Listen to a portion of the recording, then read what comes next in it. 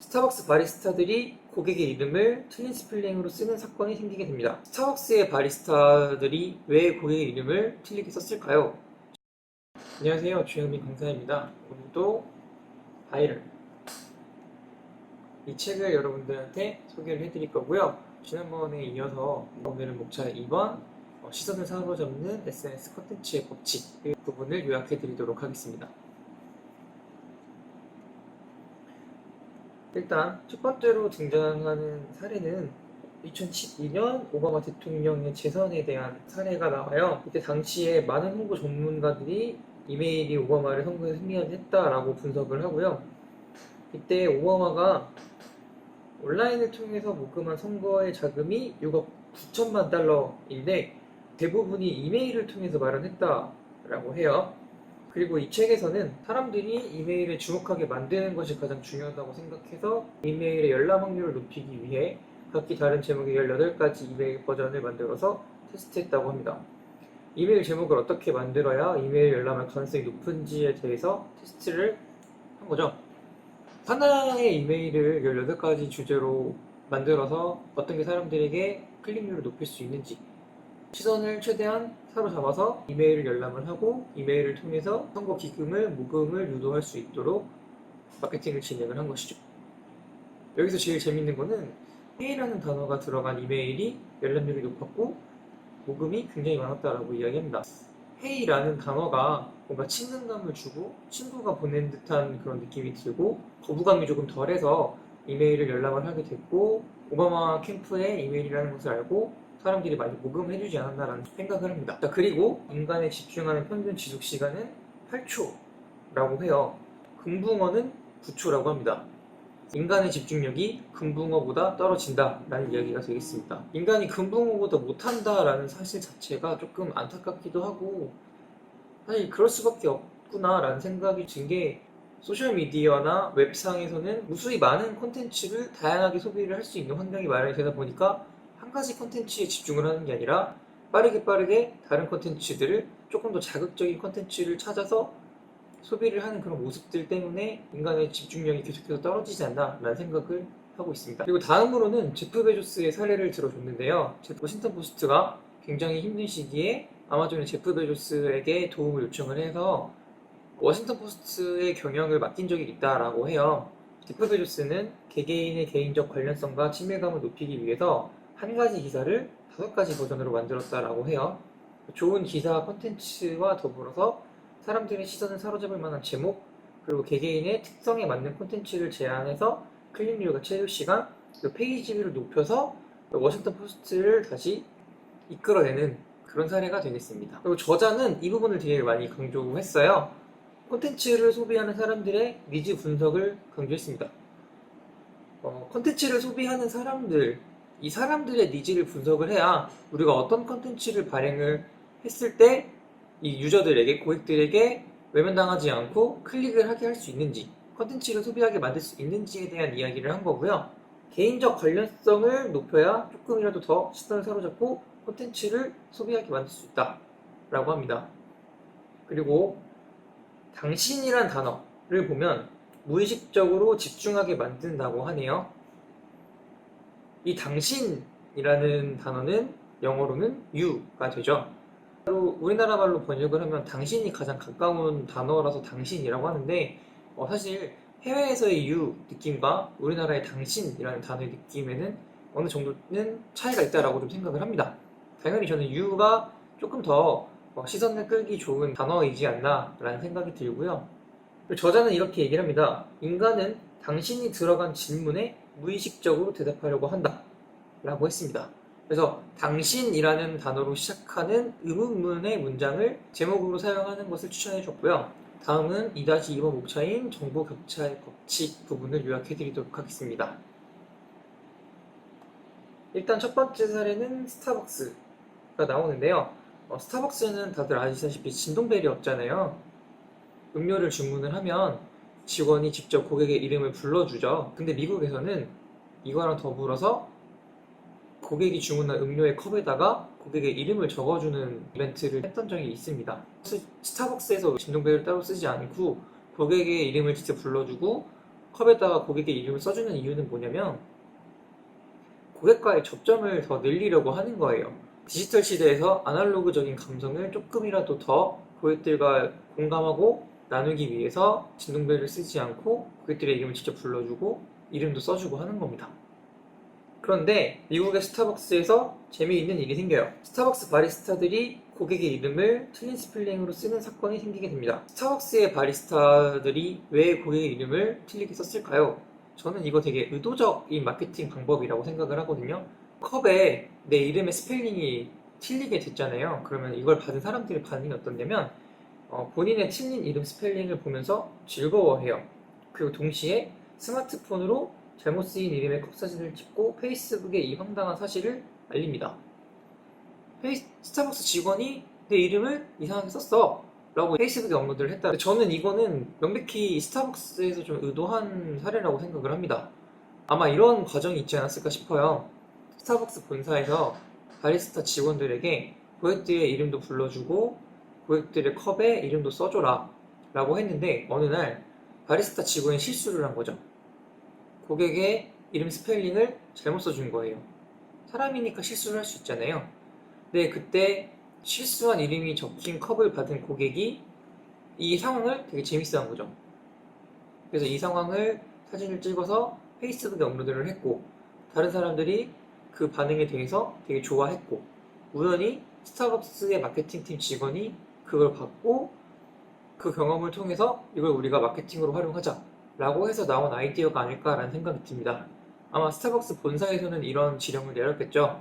고객들의 이름을 적을 때 틀린 스펠링을 적어줘라. 그러면 사람들이 사진을 찍어서 페이스북에 업로드를 할 것이다. 저는 이거 개인적으로 인스타 워시 사례로도 참 좋은 사례라고 생각을 해요. 이때 당시에는 인스타그램보다 페이스북이 더 많이 활성화됐었던 때이기 때문에 사람들이 페이스북에 공유를 했다라고 하는데 인스타그램이 많이 유행했었던 때면은 인스타그램에 더 많이 업로드를 해주지 않았을까라는 생각이 듭니다. 자, 그러면서 저자는 정보격차 이론에 대해서 강조를 하는데요. 정보격차 이론이란 인간은 자신이 이미 알고 있는 것과 다른 정보를 봤을 경우 왜 내가 아는 것과 다르지? 라는 호기심이 생기고 내가 알고 있는 정보와 내가 본 정보 사이에 간격을 메우기 위해 콘텐츠를 집중하게 된다라고 합니다. 원래 사람들이 알고 있는 내용과 다른 정보를 제공해주는 방법인 거죠. 그래서 사람들이 이건 왜 내가 아는 거랑 다르지?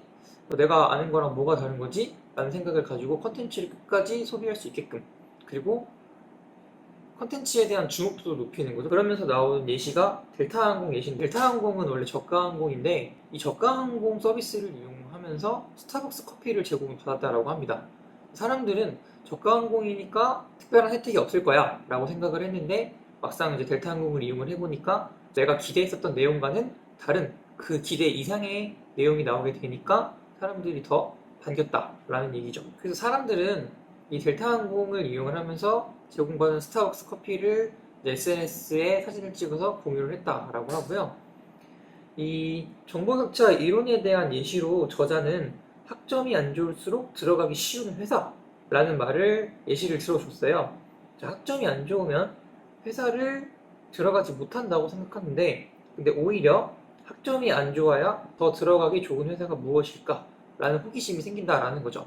결국 이 호기심은 컨텐츠를 클릭하게 만드는 계기가 되고 이 호기심의 내용을 다 충족시키기 위해 컨텐츠를 끝까지 소비하게 되는 그런 방법이 되는 겁니다.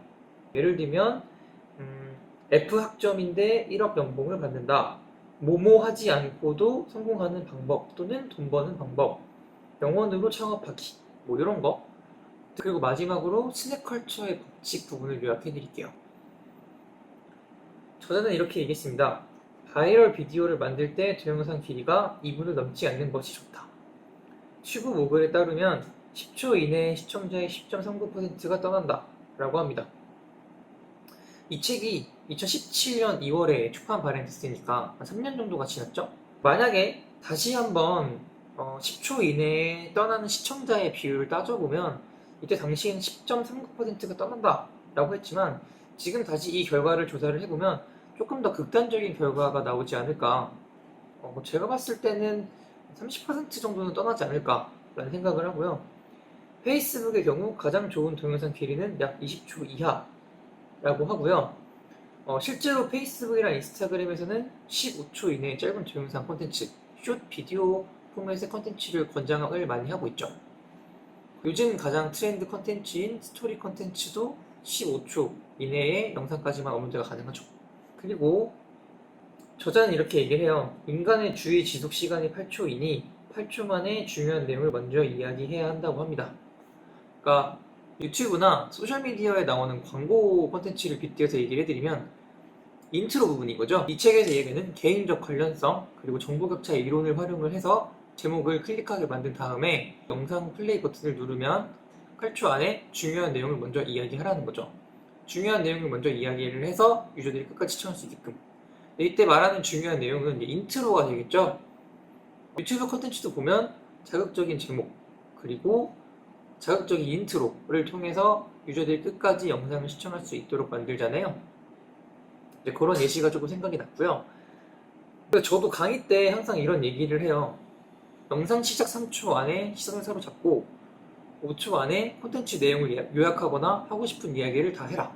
그래야지만 이 영상을 오랫동안 보거나 영상을 끄더라도 우리가 하고자 하는 이야기를 고객에게 전달할 수 있다라고 이야기하는 편입니다. 그리고 저자는 또 이런 얘기를 해요. 동영상 클립과 동시에 등장인물이 울거나 웃거나 하는 장면을 보여주는 것이 좋다고 했습니다. 진짜 이 부분을 진짜 공감하는 게 소셜미디어나 유튜브에서 영상 콘텐츠를 시청할 때 이렇게 피드를 이렇게 막 내리다가 영상 콘텐츠를 소비를 하게 되는데 보통 소셜미디어, 페이스북, 인스타그램 같은 경우에는 자동으로 영상이 플레이가 되잖아요. 그 자동으로 영상이 플레이가 될 때 사람의 얼굴이 나오면 일반적으로 유저들은 잠깐 멈칫하게 되어 있어요. 사람의 얼굴이 나오니까 궁금한 거죠. 근데 그 사람이 갑자기 막 웃어요. 아니면 갑자기 막 울어요. 그럼 사람은 이 컨텐츠를 보고 도대체 뭐지? 이 사람은 왜 웃지? 왜 울지? 라는 호기심이 생기기 때문에 이 영상을 끝까지 시청하게 됩니다. 유튜브에 엄마의 밥상 검색하시면 AI 생명에서 만든 바이럴 영상이 나옵니다. 이거 한번 보시면 좋을 것 같아요. 그래서 저자는 이 책을 이제 이렇게 결론을 지어요. SNS 콘텐츠는 주목을 끌기 힘든 여러 가지 악조건을 가지고 있다고 합니다. 자, 그러니까 우리는 유저들의 시선을 조금이라도 더 많이 사로잡기 위해서 콘텐츠를 보는 사람에게 제공된 정보에 개인적 관련성이 있다는 느낌을 주어야 한다 라고 해요. 헤이라는 친숙한 표현, 유라는 당신이라는 표현 이런 것들을 설명을 해줬고요. 그러면서 저자는 당신이 들어간 의문문 표현을 추천을 해줬죠. 그리고 궁금증을 느끼도록 만들어라 라고 했습니다. 8초 안에 유저들이 이 영상을 보고 싶게끔 궁금하게끔 뒤에 내용이 궁금하게끔 만들어라 라는 거죠.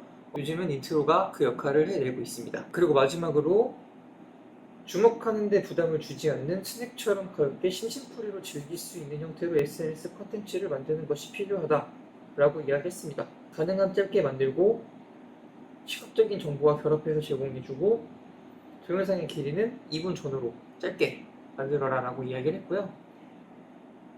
이 모든 것은 모바일 환경에서 사람들이 콘텐츠에 주의를 기울이기 힘들기에 그들이 가장 편하게 관심을 가질 수 있도록 콘텐츠를 제공해야 한다는 말이다 라고 이 목차의 부분을 정리해 줬습니다. 오늘은 목차 2번 부분을 알아봤고요. 저는 다음번에 목차 3 메모리 뇌에 착 달라붙어서 쉽게 기억되는 SNS 콘텐츠의 법칙 이 부분을 여러분들께 요약해 드리도록 하겠습니다.